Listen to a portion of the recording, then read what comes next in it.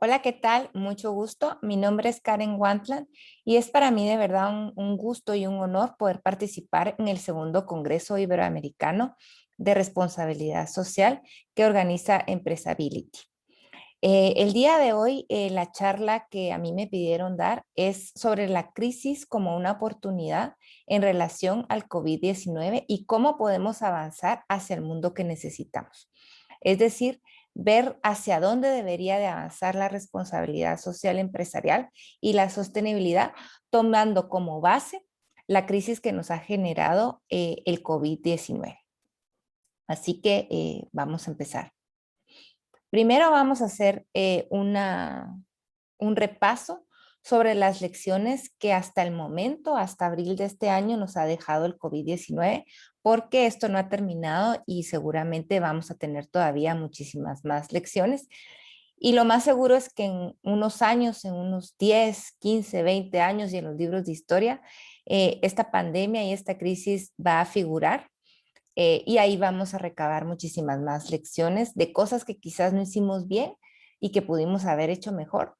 O no sé cómo nos juzgarán los que vienen a los que estamos viviendo este momento histórico. Pero bien, ¿cuáles han sido las lecciones entonces que a las empresas, digamos, o en general nos ha dejado el COVID-19? Vamos a ver algunas. Uno es que nos dimos cuenta que las empresas son frágiles, sobre todo en los países en donde estuvimos viviendo cuarentenas o lockdowns, como le dicen en inglés, severas, ¿verdad? Nos dimos cuenta que no solamente las empresas pequeñas tuvieron problemas, lo cual quizás es un poco más lógico, sino que también vimos empresas consolidadas con poca liquidez que se enfocan en producir más sin evaluar el riesgo. Entonces, aquellas empresas que mantienen poca liquidez para estar en constante producción y crecer, crecer, crecer, crecer, sin realmente tener una gestión de riesgos.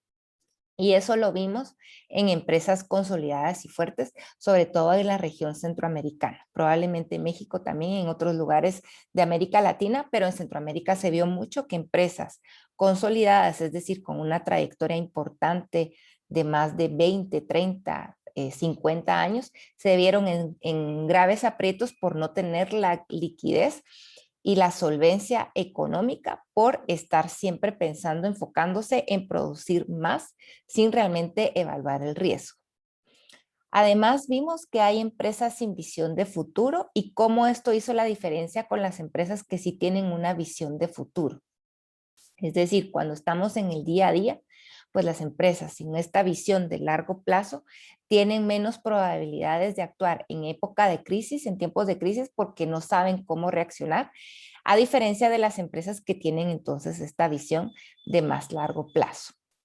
Vimos también cómo hay empresas que siguen teniendo estrategias de negocio basada en la competencia, lo cual realmente ya se vuelve obsoleto. O sea, todavía en las escuelas de negocio muchas veces se enseña a diferenciar a la empresa basándose en lo que hace la competencia, cuando esto ya realmente es obsoleto y lo que tenemos que buscar son compañías que tienen un propósito mayor y que hacia eso avanzan y que creen en la cooperación, no tanto en la competencia.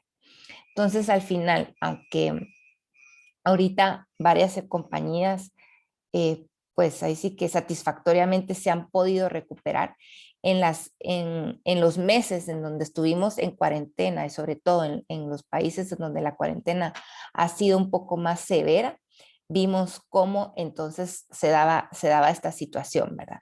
De empresas frágiles. Y quiero hacer hincapié en que empresas frágiles, consolidadas y grandes de buen tamaño, no solamente las pequeñas, porque en las pequeñas quizás esto es un poquito más comprensible.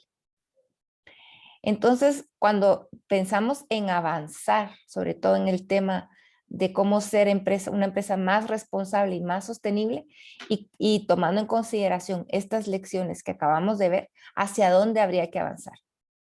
Bueno, tenemos que buscar entonces que las empresas, en lugar de producir solamente más, se enfoquen en producir mejor y hagan una gestión adecuada de los riesgos. Necesitamos empresas con una visión de largo plazo que se cuestionen constantemente qué mundo es el que le quieren dejar a los que vienen, ¿verdad? Porque somos humanos todavía de sobrevivencia, ¿verdad?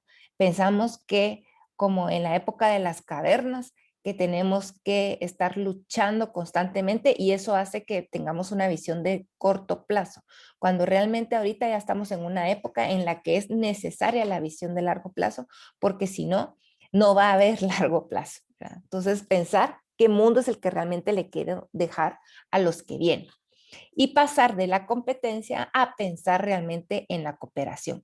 Y vimos ejemplos muy gratificantes de compañías que se unieron para poder salir adelante juntas. Entonces, dejar de pensar otra vez como en la época de las cavernas, que sí, estábamos luchando por cazar un animal, el otro no iba a tener para comer, y pensar realmente en la cooperación, porque vimos ejemplos muy gratificantes de estas situaciones. Un ejemplo fue en Argentina, en donde General Motors, que tuvo una baja de producción, trasladó a algunos trabajadores a Unilever para que los contrataran temporalmente. Y así como ese ejemplo, vimos otros ejemplos a gran escala y a menor escala, y seguramente como seguimos en medio de la crisis, vamos a poder documentar muchísimos más ejemplos.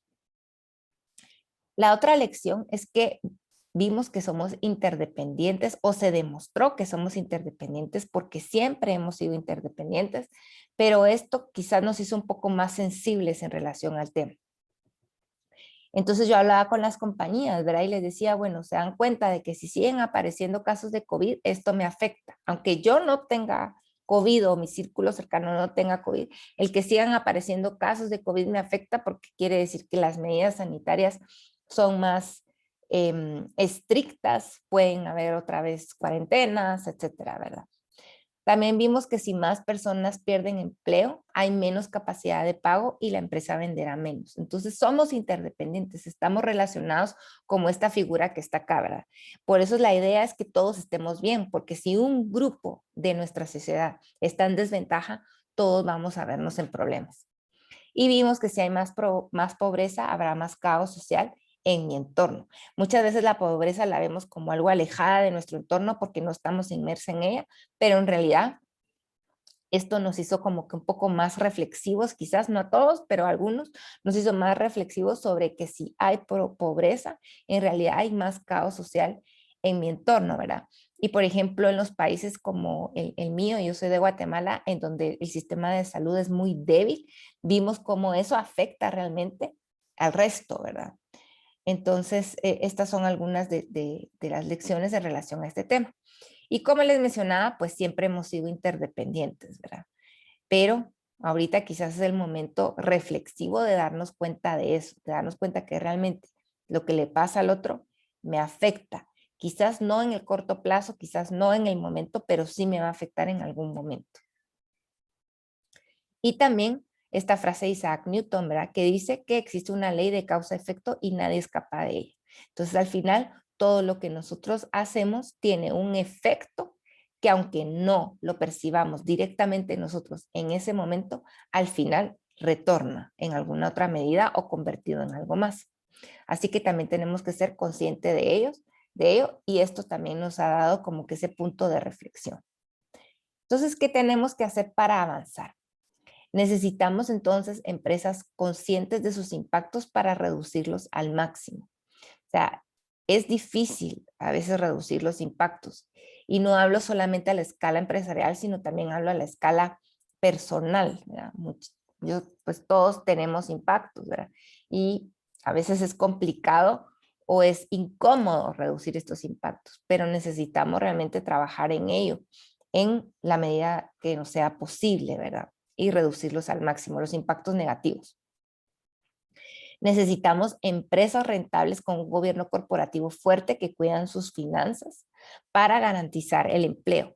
Cuando surgió todo el tema o la teoría, digamos, de gobierno corporativo, en realidad fue para garantizar que la empresa se sostiene en el tiempo y que las decisiones no dependen de un accionista, de un familiar, sino que las decisiones responden al mantenimiento de la empresa como tal, como un ciudadano corporativo, ¿verdad?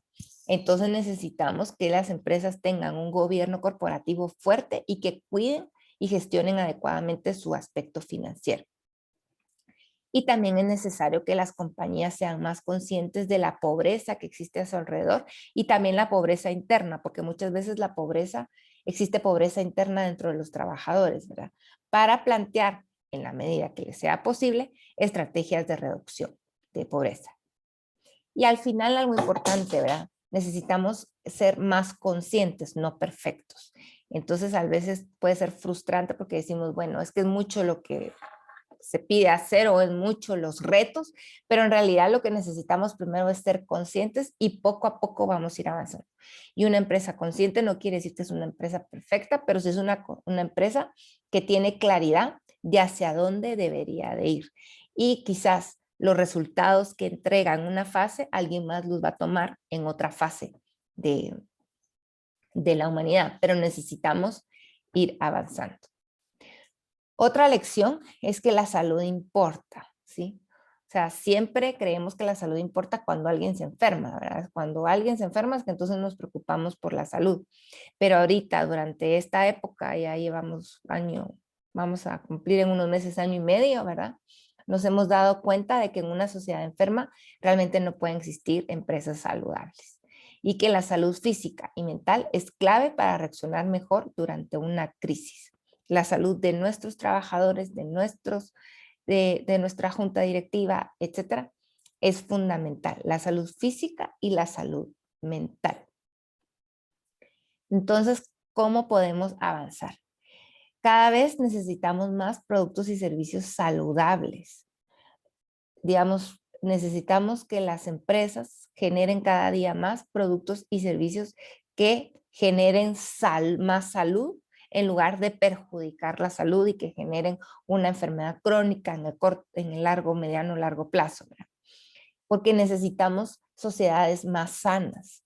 Entonces necesitamos, por lo tanto, productos y servicios saludables. Necesitamos evolucionar a eso. Además, necesitamos estrategias de salud física y mental dentro de la empresa. Es decir, todo el staff necesita mantenerse con un estándar de salud física y mental alto para poder reaccionar mejor, ¿verdad? Y hago hincapié en la salud mental, en la salud emocional, porque muchas de los padecimientos físicos de la salud física derivan de la salud emocional y mental de la persona, ¿verdad? Entonces es clave trabajar los dos, porque muchas veces en las empresas tenemos estrategias o programas, proyectos de salud física, ¿verdad? Entonces para mantenernos con un porcentaje de grasa, para mantenernos activos, etcétera, y se descuida el aspecto mental, cuando el aspecto mental realmente es fundamental, porque sin salud mental no puede existir la salud física. Entonces necesitamos de ambos temas, aunque los trabajadores estén trabajando remotamente. Necesitamos cuidar ambos aspectos. Otra lección es que nos dimos cuenta de la naturaleza, ¿no? Sobre todo en los países donde las cuarentenas han sido muy severas, al menos yo me hice la pregunta de quién necesita a quién. ¿La naturaleza nos necesita a nosotros los humanos o los humanos necesitamos a la naturaleza? Y aquí un video, ¿verdad? En donde vemos algunos animales esparciéndose libremente durante la cuarentena en diferentes partes del mundo, ¿verdad? Desde conejos, venados, leones, lobos, tigres, pavos reales, etcétera, esparciéndose en áreas urbanas libremente, sin ningún temor, cuando los humanos estaban en cuarentena.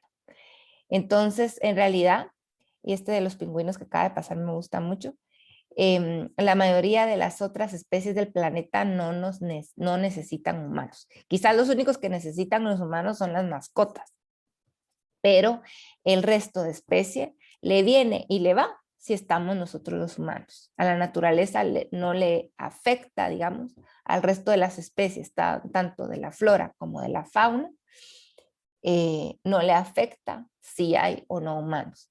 Aquí la ecuación es al revés. Nosotros somos dependientes de la naturaleza, aunque la damos por sentada, pero la naturaleza y las demás especies de la naturaleza no necesitan de los humanos. Entonces, ¿qué debemos hacer al respecto, ¿no? ¿Cómo queremos cuidar este planeta donde todos habitamos y en donde si algo le pasa a alguien en esta sección me afecta para que, digamos, estemos bien y realmente las generaciones que vienen pues puedan gozar de aire, del suelo y del agua óptimo, ¿verdad? Entonces, ver que la ecuación es al revés. Y cuestionemos, ¿qué pasaría si los humanos, el Homo sapiens, desaparece del planeta? Probablemente florecería, digamos, la naturaleza y los animales pues estarían tranquilos. Como mencioné, quizás solo las mascotas nos van a extrañar, ¿verdad? Pero el resto de animales no. Pero ¿qué pasaría si fuera al revés? ¿Qué pasa si, por ejemplo, y esto es algo muy estudiado, desaparece una abeja? Desaparecerían muchas de las especies que sirven para alimentarnos, solo con que desaparezca una abeja. Y lo mismo pasaría si desaparecen otros insectos, ¿verdad? U otras especies que tienen una fusión en el ecosistema, aunque nosotros no seamos conscientes realmente de eso todo el tiempo.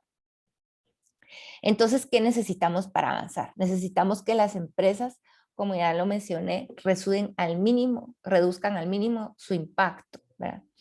Agreguen mayor valor a la naturaleza y compensen los servicios que reciben, el aire, el suelo y el agua. Hay muchos servicios que ofrece el ecosistema que damos por sentado y como no nos cuesta dinero, ¿verdad? Y estamos acostumbrados a que todo tiene que tener un precio monetario, quizás no le ponemos la atención adecuada, pero son servicios con los que no es imposible que haya vida.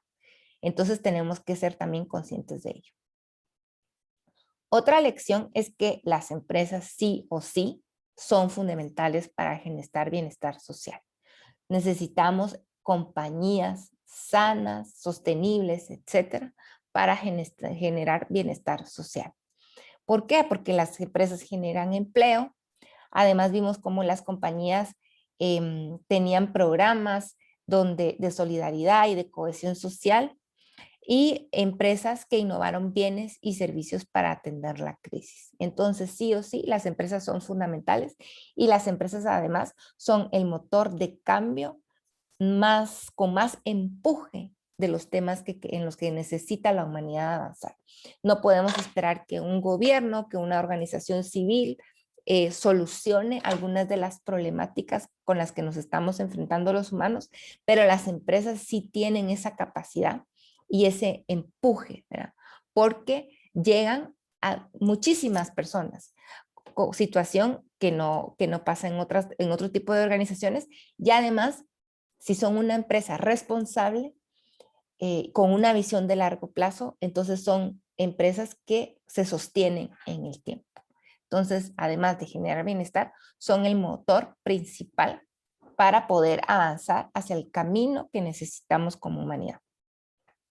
Entonces, ¿qué necesitamos para esto? Necesitamos más cooperación, productos y servicios con un propósito que genere bienestar económico, social y ambiental. Entonces, no solamente pensar en las necesidades innatas del mercado, sino también pensar en cómo desde la empresa yo puedo generar bienestar económico, social y ambiental. Y pensar siempre en los tres ejes, porque muchas veces nos enfocamos en un solo eje y esa descompensación hace que generemos problemas en otra área. Entonces, ser coherentes y buscar la lógica de los tres ejes de la sostenibilidad.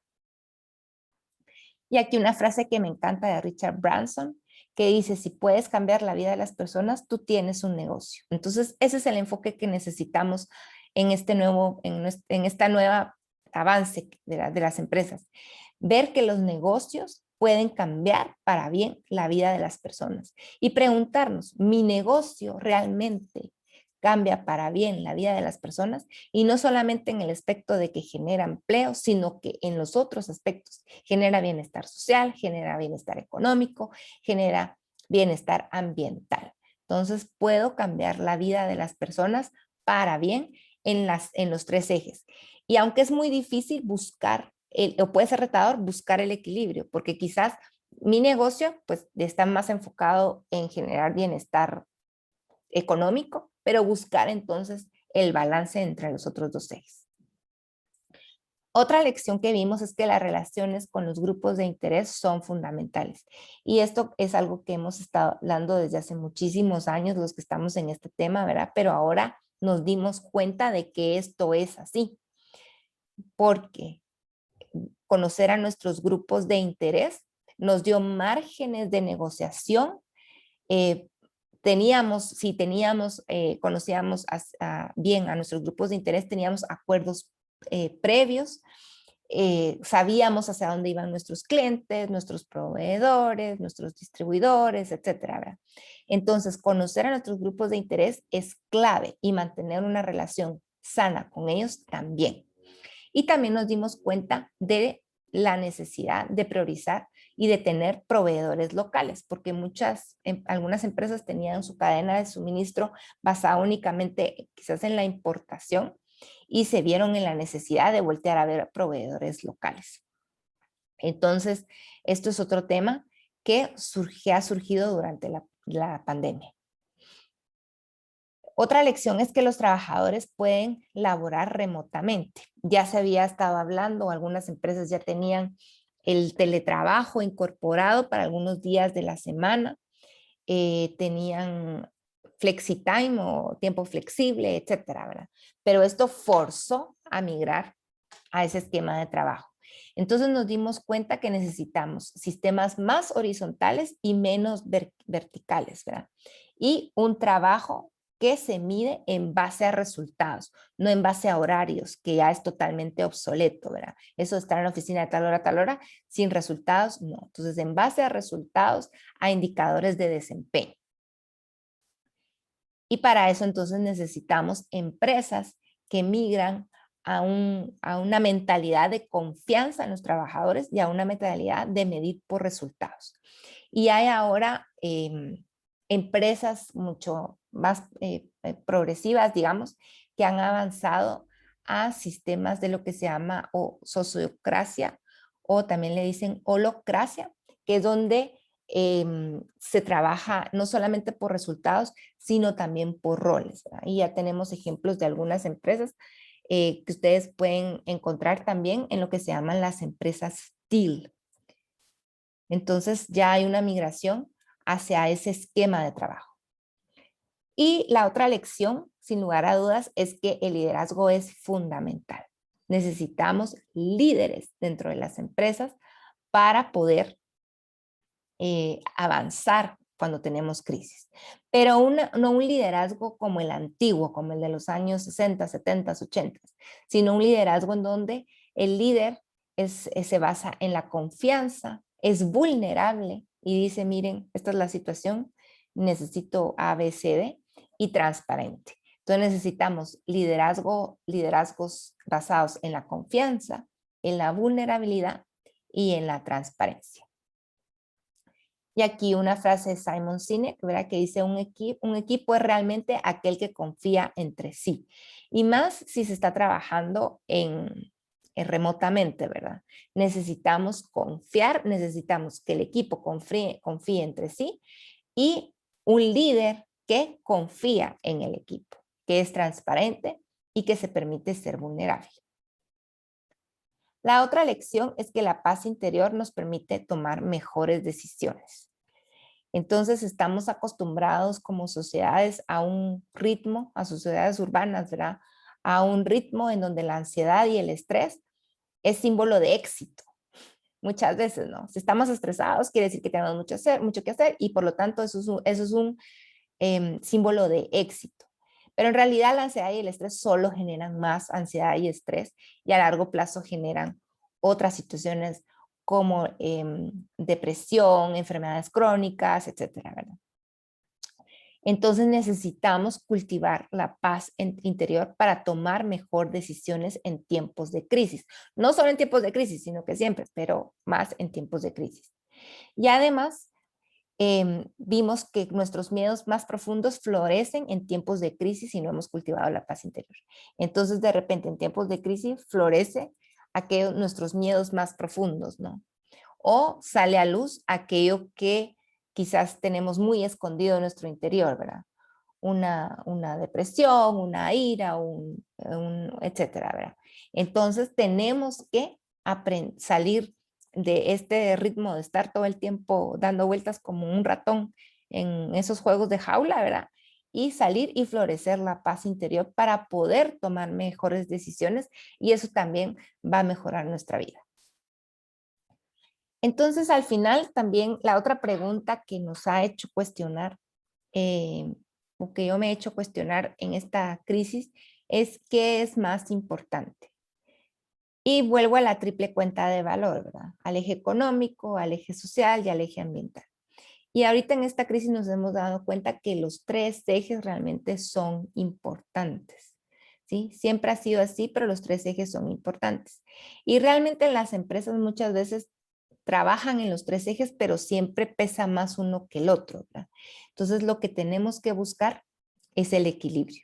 O sea, es necesario que encontremos el equilibrio porque sin este equilibrio no va a ser muy difícil que la visión de largo plazo de nuestra humanidad sea la que anhelamos dejar para nuestros hijos, ¿verdad? Entonces necesitamos realmente aprender a nosotros ser equilibrados en lo individual y las empresas y las organizaciones también migrar a este enfoque, a buscar el equilibrio entre los tres ejes. Y yo les decía a una empresa con la que estaba trabajando, ¿verdad? Les decía, miren, para buscar el equilibrio tenemos que tener medios de verificación, ¿cierto?